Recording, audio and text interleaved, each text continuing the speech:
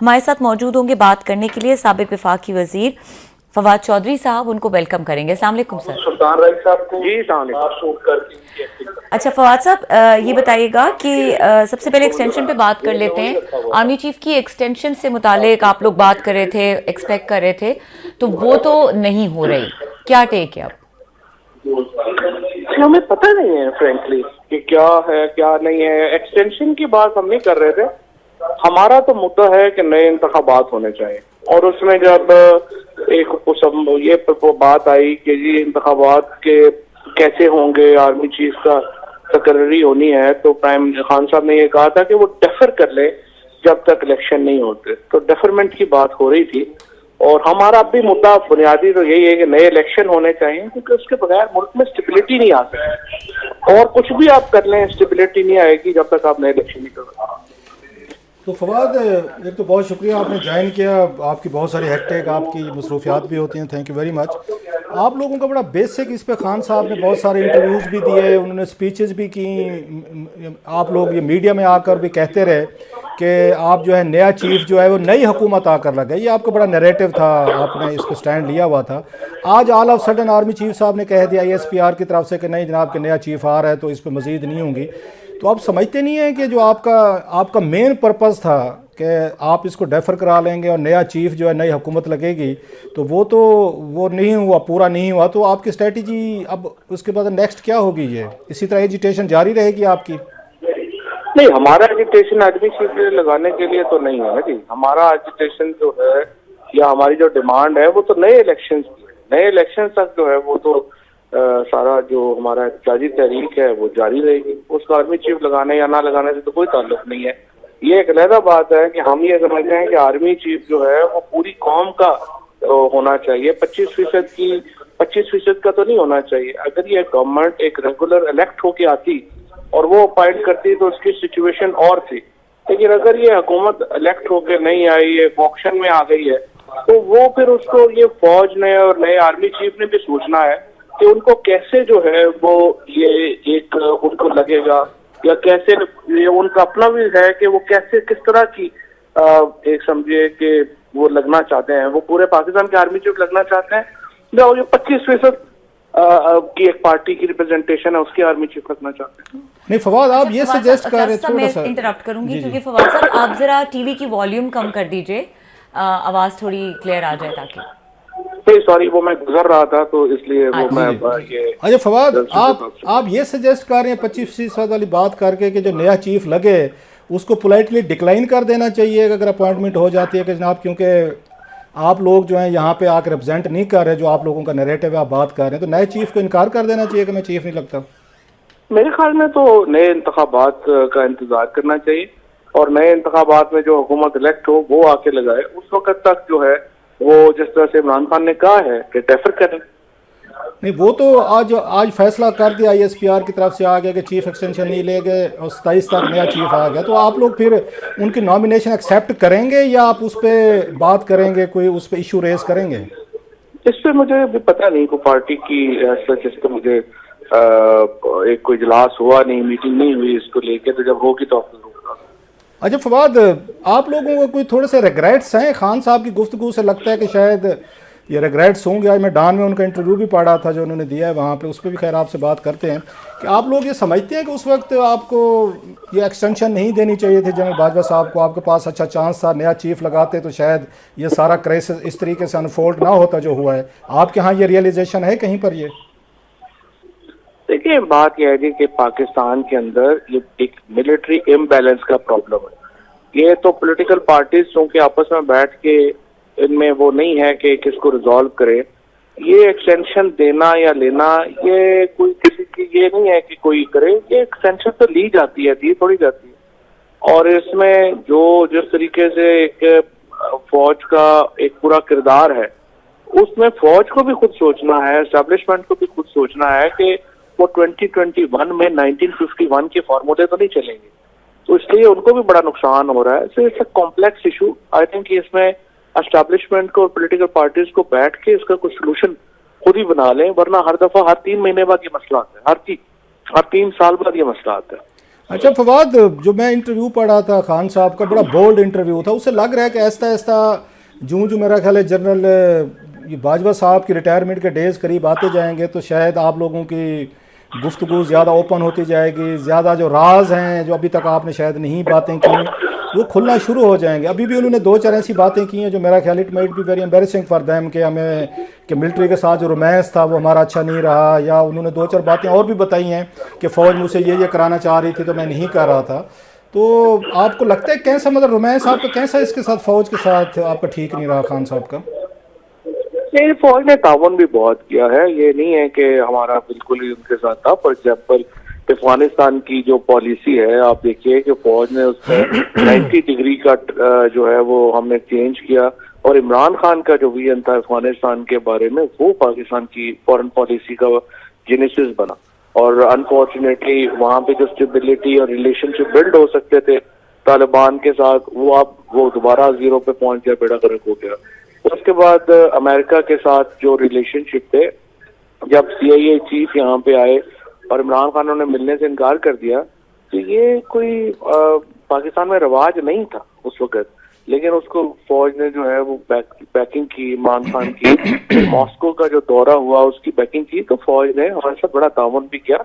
लेकिन प्रॉब्लम यहाँ पे ये आ जाता है कि ये जो सिस्टम है ना जो हम पाकिस्तान के अंदर चलाने की कोशिश कर रहे हैं, इसके अंदर बहुत बड़ी प्रॉब्लम्स हैं, और हर बात के अंदर जो है वो अनइलेक्टेड जो हमारे जो एक हमारा एक ताकतवर हल्का है वो बहुत से चाहता है।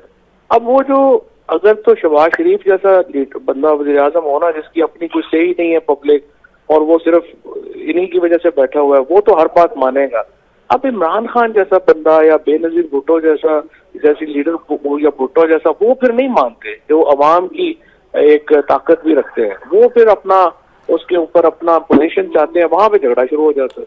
अरे फवाद, आपने अभी बड़ी एक अहम बात की है, आपने कहा कि CIA चीफ है थे इमरान खान साहब उनसे नहीं मिले थे, इसके अलावा भी वहाँ डिप्टी सेक्रेटरी ऑफ स्टेट्स आते रहे हैं, यहाँ पे एम्बेसडर थे, जो लोग भी थे इमरान खान साहब नहीं मिलते थे। शायद फॉरेन ऑफिस ने इनको बताया हुआ था कि आपने अपने उस पर मिलना है कि जो आपका ओहदा है, मतलब प्रेसिडेंट ऑफ US से बात करेगा तो करेंगे। आपको लगता है कि ये बात ठीक थी, इसका खान साहब को नुकसान नहीं हुआ कि यही लोग थे CIA चीफ या दीगर जो हाई ऑफिशियल्स आते थे बैक होम पेंटागन जाके वो ये आके बताते होंगे कि फ़ौज तो उनके साथ बड़ी अच्छी थी, वो मिलते भी थे, मीटिंग्स भी होती थी, सब कुछ होता था। तो आप समझते नहीं है कि पॉलिटिकल हमारी इलीट जब अपने को डिस्टेंस करेगी उससे अमेरिकन से एंगेज होने में, तो उसका नुकसान तो अल्टीमेटली फिर इन्हीं को होगा, पॉलिटिशियंस को होगा। खान साहब को मिलना चाहिए था सब लोगों से, इनकार करके क्या फ़ायदा हुआ उनके, या सिर्फ मैसेजिंग करनी थी कि वी डैम केयर, हम आपसे नहीं मिलना चाहते। नहीं, इमरान खान इस तबीयत के आदमी नहीं है। वो एग्जैक्टली देखें, ये नहीं होगा कि पाकिस्तान में आप ये कहें कि पाकिस्तान का वज़ीर खारजा जाएगा तो वहाँ पे तो डिप्टी सेक्रेटरी ऑफ स्टेट से मिले, लेकिन उनका वज़ीर खारजा आए तो यहाँ पे वज़ीर आज़म मिले। ये इमरान खान इस मिजाज के आदमी नहीं है, और वो बराबरी ही की बात के ऊपर जो है वो आगे बढ़ेंगे।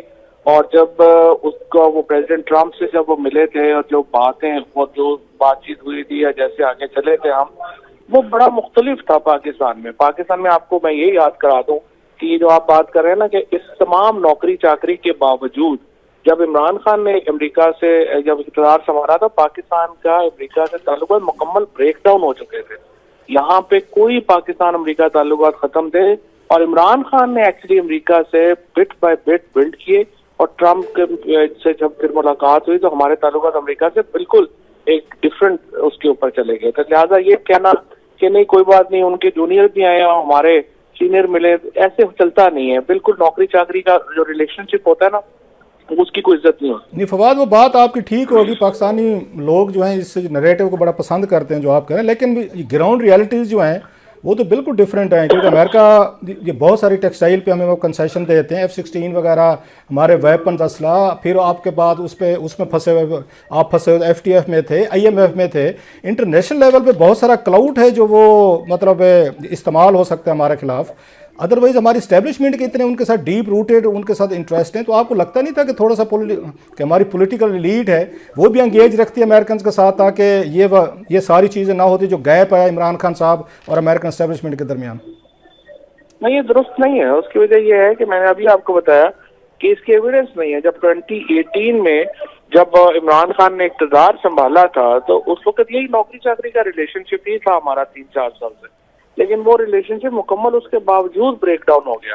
देखिए ये इंटरेस्ट की बात होती है, अगर मुल्क अमेरिका का पाकिस्तान में इंटरेस्ट है तो वो रिलेशनशिप आगे चलेगा, अगर रिलेशनशिप उनका इंटरेस्ट नहीं है तो आप जो मर्जी कर लें, वो रिलेशनशिप जो है वो उस तरह से आगे नहीं जाएगा। सो ये नहीं है कि कोई आप उनके नीचे लग जाएंगे तो वो बड़ा कोई रिलेशनशिप आपको बन जाएगा। अच्छा फवाद, ये एस्टेब्लिशमेंट ये समझती है, वो बहुत सारी इधर उधर से हम पढ़ते रहते हैं, वो मिलते भी रहते हैं लोगों से यहाँ पर, कि इनके तीन बड़े ये पाकिस्तान के स्ट्रेटेजिक पार्टनर्स हैं, उनके बगैर शायद पाकिस्तान के लिए बहुत सारे मसाइल पैदा हो सकते हैं। इन तीन के साथ रखना है ताल्लुक, अमेरिकन हैं, सऊदीज़ हैं और चाइनीज़ हैं।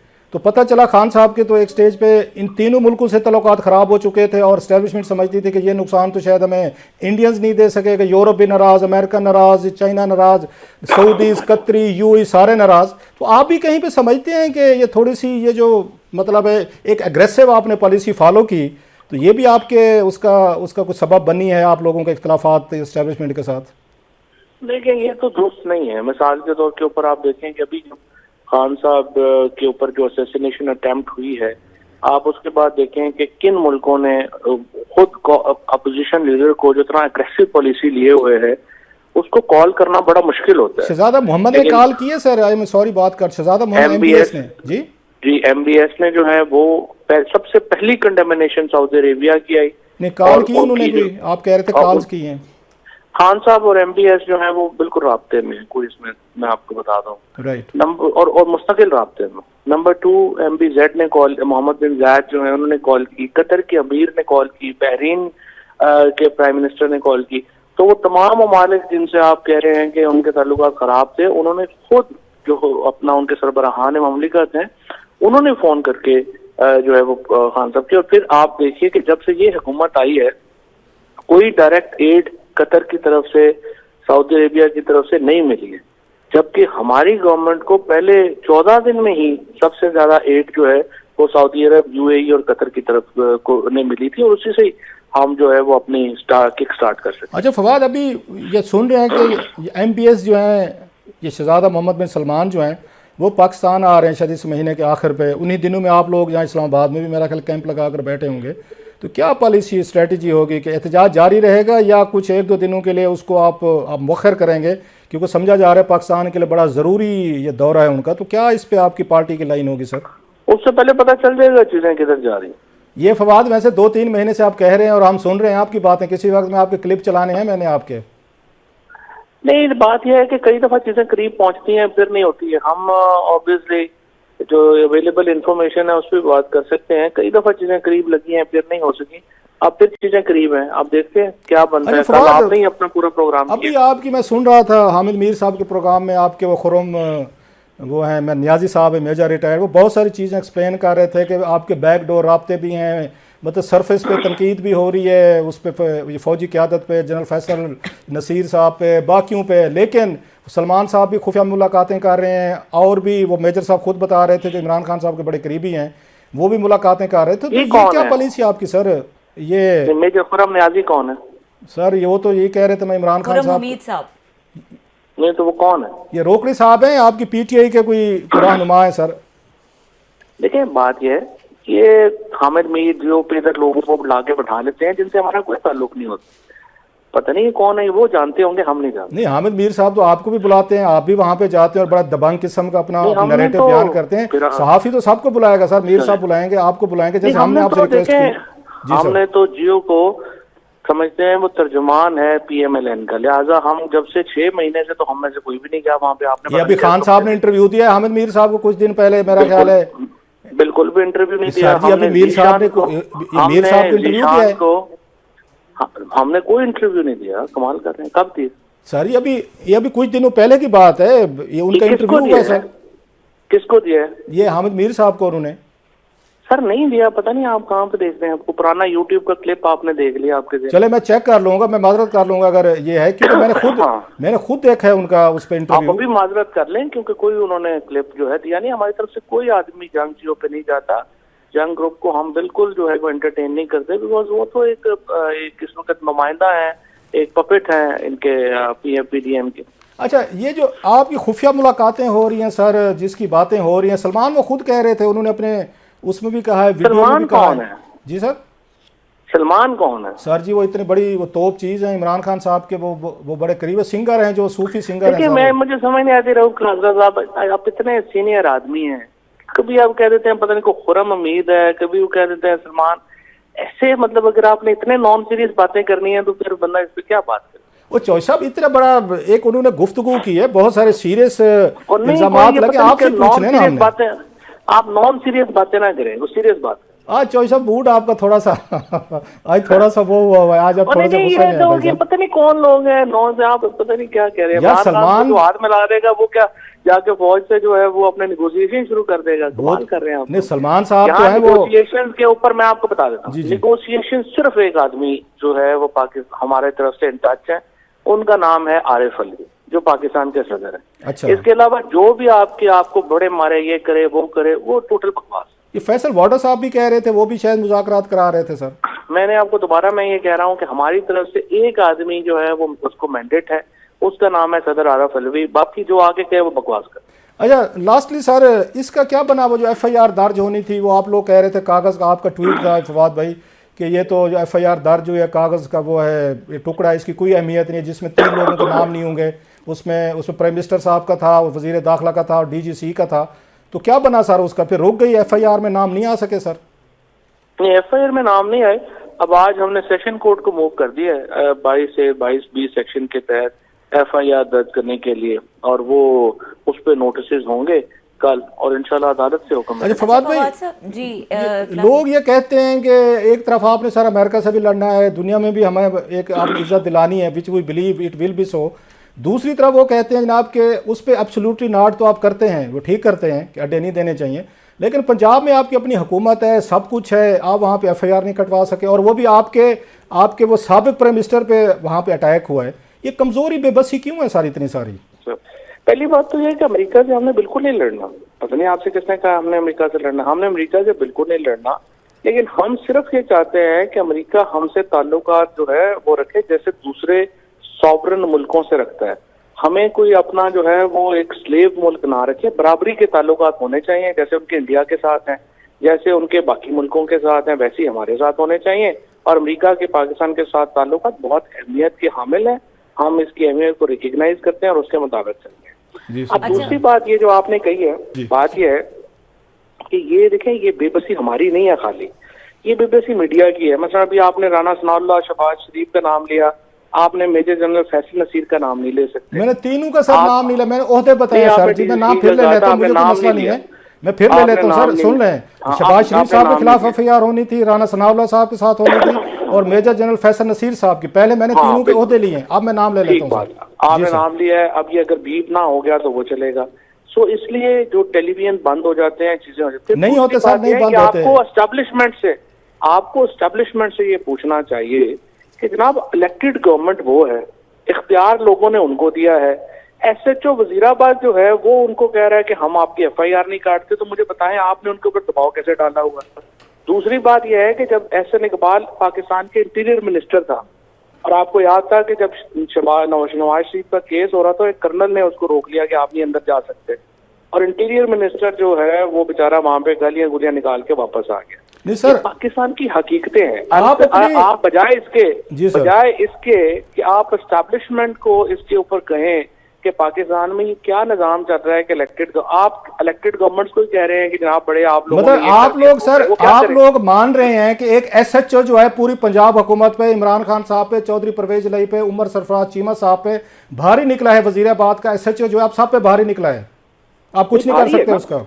नहीं SHO भारी नहीं है, पीछे जो खड़े हैं वो भारी है। मुझे आप बताएं ना 1 मिनट में कैसे जो CTD से जो निकल गई है उसकी जो कन्फेशनल स्टेटमेंट्स हैं वो कैसे बाहर चली गई। नहीं तो फिर आपको छोड़ देना चाहिए था, आप एहतजाज हुकूमत छोड़ देते कि हम एक FIR दर्ज करवा सकते तो हम क्या करेंगे सूबे में। देखिए मिसाल के तौर के ऊपर जब आपके ऊपर प्रोग्राम होते हैं, आपके प्रोग्राम बैन होते हैं, तो आप चैनल छोड़ देते हैं या चैनल में रख देते हैं। हमारा प्रॉब्लम यह है हम लोगों ने हमें मुंतखब करके भेजा है, बजाय ये कहने के कि एस्टैब्लिशमेंट को पीछे हटना चाहिए। आप हमें कह रहे हैं आप सर हमारे पास कोई सबूत नहीं है, आप बता रहे हैं सर। नहीं मसला क्या है, लोग तो आपको पागल देते हैं ना, लोगों ने आपको वोट दिया है। नहीं मेरी बात सुन लेना, जी मसला क्या है, आपकी जरूरत है कि आप पॉलिटिशियंस को जो है सवाल कर सके, लेकिन आपकी जरूरत नहीं है कि आप एस्टेब्लिशमेंट को सवाल कर सकें सर। और जब आप एस्टेब्लिशमेंट को सवाल मुझसे कर वोट सकेंगे लेने आएगी ना, फवाद भी सुने जरा, जब आर्मी चीफ नहीं, डीजीआई मुझसे अच्छा, वोट लेने आपको आएगा कहना कि मैंने चाहिए मुल्क ना, का आपका हुक्मरान वोट बनना है है, ना, मैं फिर जरूर पूछ आप- लूंगा। वोट तो लेने आप तो अपने आप आते वोट हैं की मेरे पास। हिफाजत करें ना, अपने वोट की हिफाजत करें और आप कहें कि जनाब ये जो हो रहा है, मैंने इनको वोट दिया हुआ है, इनके पास फैसला सर आप में कैपेसिटी नहीं है हमारे वोट की हिफाजत करने की फवाद भाई। आप में कैपेसिटी होनी चाहिए थी कि लोगों ने आपको वोट दिया, आपकी हुकूमत है, आपके वजीर आला है, वजीर दाखिला है, तो आपने क्यों वहां पे वोट की हिफाजत नहीं की सर? आप रगड़ के रख देते उन सबको जो FIR नहीं दर्ज कर रहे सर। कैपेसिटी है तो इमरान खान खड़ा होके जलसे में गोली सर खा एक रहा है FIR ना। तो दर्ज हो नहीं रही आपसे, तो इसमें कैपेसिटी फवाद भाई कहां से आ गई? FIR क्या नहीं हो रही? इमरान खान में कैपेसिटी है तो खड़े होके गोली खा रहा है ना। बाकी पूरी लीडरशिप ने गोलियां खाई हैं, खून दिया, अपना कैपेसिटी है तो कर रहे हैं। जो बातें इमरान खान आज कर रहे हैं, किसी माई के बाप में हिम्मत है कि बात करे कि मीडिया में वहां पे बैठ के सिर्फ ये कह देना काफी नहीं है ना। इमरान खान तो मैदान में है, अब आप अगर मैदान में उसके साथ नहीं है तो आप अपने वोट की हिफाजत नहीं कर रहे। आपको तो सर आपने मेरा वोट की हिफाजत करनी है। मैं आपके साथ तोपों गन्नों के साथ तो जाकर नहीं लड़ सकता, मेरे पीछे तो कोई यहाँ पे तोपें गन्ने नहीं, नहीं लड़ सकते ना, आप नहीं लड़ सकते। बस IG है, आप नहीं लड़ सकते, हम लड़ रहे हैं ना। कैसे लड़ रहे हैं? एक SHO आप पे भारी पड़ गया सर वजीराबाद का, वो कहते मैं FIR नहीं करता, जो मेरा करना भारी SHO नहीं पड़ गया, भारी SHO के जो पीछे पड़े हुए हैं वो पड़ गए। कौन से पीछे सर? नाम ले लें सर, कौन पीछे पड़े हुए हैं सर? और ये 75 साल से पीछे भारी पड़े हुए हैं। ये सिर्फ आपकी गलतफहमी है, आपको लग रहा है कि यहाँ पे बैठ के जो है वो आप भारी हो गए हैं। लड़ाई हम लड़ रहे हैं, आप तो कमरों में हैं, आप तो शाम को के लिए आते हैं। अब आप बात दूसरी साइड पे चली जाएगी जहाँ पे हमने भी फेस की हैं चीजें, आपको भी पता है, हमें भी पता। मैं यहाँ पे बैठ के कारकर्दगी नहीं बताना चाह रहा, आपकी कारकर्दगी अंडर क्वेश्चन है। आप हमारे लीडर हैं, आप हमसे वोट लेके जाते हैं, हमने तो आपसे पूछना है कि आप बताएं आपने हमारे वोट को कैसे वो सिक्योर किया। आप कहते हैं वजीराबाद का SHO मेरे कहने पे FIR नहीं करता साहब, तो हम किधर जाएं? तो क्लासरा साहब, हम एग्जैक्टली यही कर रहे हैं। हम वोट की हिफाजत कर रहे हैं, हम एहतजाजी तहरीक के ऊपर निकले हुए हैं, हम हकीकी आजादी की लॉन्ग मार्च कर रहे हैं। हमारे लीडर को गोली लगी है, हमारी लीडरशिप को गोलियां लगी हैं, यही हम कर रहे हैं। हम अपने वोट की हिफाजत कर रहे हैं। मैं आपसे सिर्फ ये कह रहा हूं कि आपको चाहिए कि इस मार्च में खुद भी निकलें और लोगों को बताएं कि जो इलेक्टेड लोग हैं उनको इख्तियार होना चाहिए पाकिस्तान में फैसला करने का। अनइलेक्टेड वैसे नाराज ना हो जाइएगा फवाद भाई, आपसे मेरे बड़े जाती तल्लुकात हैं। I hope you won't take it as an offence. जब आप लोग हुकूमत में आए थे, आपको अपने बयान भी याद हैं, अपनी स्ट्रेटजी भी याद है, मीडिया को आप कैसे हैंडल कर रहे थे सर? ईमानदारी से बताएं, आप खुद एंकर रहे हैं, बहुत बड़े अच्छे एंकर रहे हैं सर। जितना ज्यादा मीडिया को आप रगड़ के रख दिया था सारे मीडिया को सर, जितना लिबरल मीडिया को हमने हैंडल किया पाकिस्तान की हिस्ट्री में नहीं हुआ सर। मैं कह रहा हूँ नहीं हैंडल किया, फिर नहीं आप चलो अकेली आवाज मैं हूँ सर, मैं कह रहा हूँ नहीं हैंडल किया। आप तो ऐसे फॉल्स पैरेलल ड्रॉ कर रहे हैं ना। जितनी आजादी हमने, जितनी फेक न्यूज हमारे ऊपर प्रोड्यूस हुई, डॉन और जंग जैसे ग्रुप्स ने हमारे खिलाफ प्रोपेगेंडा किया, बड़े सहाफी बिके हुए थे, उन्होंने हमारे खिलाफ प्रोपेगेंडा किया, हमने इसके बावजूद उनको बर्दाश्त किया और हमने एक इंतहाई लिबरल मीडिया पॉलिसी चलाई। पर आपका एक high claim, we respect it, otherwise मेरा ख्याल है 3.5 साल वो बड़े मुश्किल थे। इवन जिन पे आप इल्ज़ाम लगा रहे हैं कि अभी वो आप लोगों को FIR नहीं होने दे रहे, वहीं से टेलीफोन भी होते थे मीडिया मालकान को, वहीं से वो दबाव भी जाते थे और वहीं पे उसके बाद इवन ट्वीट तक डिलीट होते थे, प्रोग्राम तक बंद होते थे। बहरहाल आप कह रहे हैं तो आपसे एक तलों का हमने दोबारा भी आपसे रिक्वेस्ट करनी है इसको। मेरी तरफ से कभी किसी को फोन नहीं किया कि फलाना बंद करें। आपने नहीं किया होगा, मैं मानता हूँ, आपकी नहीं था। बहरहाल वो बहुत सारी एक उसमें लंबी चीजें हैं। बाकी कोई हो तो वो सारे दुनिया का जिम्मा तो मेरे जिम्मे नहीं है। अच्छा फवाद साहब, बस चूंकि हम ब्रेक की तरफ जा रहे हैं, सिर्फ 2 चीज़ें प्रोड्यूसर साहब बता रहे थे कि ज़ीशान बख्श रिपोर्टर हैं जियो के, उनको दिया है इमरान खान साहब ने इंटरव्यू, और शाह महमूद कुरैशी है वो शाहजेब खानजादा के प्रोग्राम पे वो उन्होंने भी बातचीत की है। बिल्कुल ठीक, हाँ ये बात सही है। ज़ीशान बख्श को हमने इंटरव्यू दिया था ज़ीशान के यूट्यूब चैनल के लिए, जो कि यूट्यूब चैनल के बाद उन्होंने जियो ने यूज कर लिया। यूट्यूब के ऊपर तो इस तरह तो मेरी ट्वीट भी वो चलाता है, वो हमने जियो को इंटरव्यू नहीं दिया था। अच्छा हुआ आपने खासा साहब को क्लैरिफाई कर दिया है। चले जी, मैं माजरत, अगर मेरी इन्फॉर्मेशन ठीक नहीं तो मैं अपोलॉजीज। शाह साहब कह रहे, शाह साहब को हमने जो है वो इसके ऊपर तो उन्होंने शाह साहब को कहा कि फ्रैंकली उन्हें पता ही नहीं था कि वो जियो है। उन्होंने कहा बस नहीं, शाहबुद कुरैशी साहब वगैरह जाते हैं सर उस पे। कौन जाते हैं?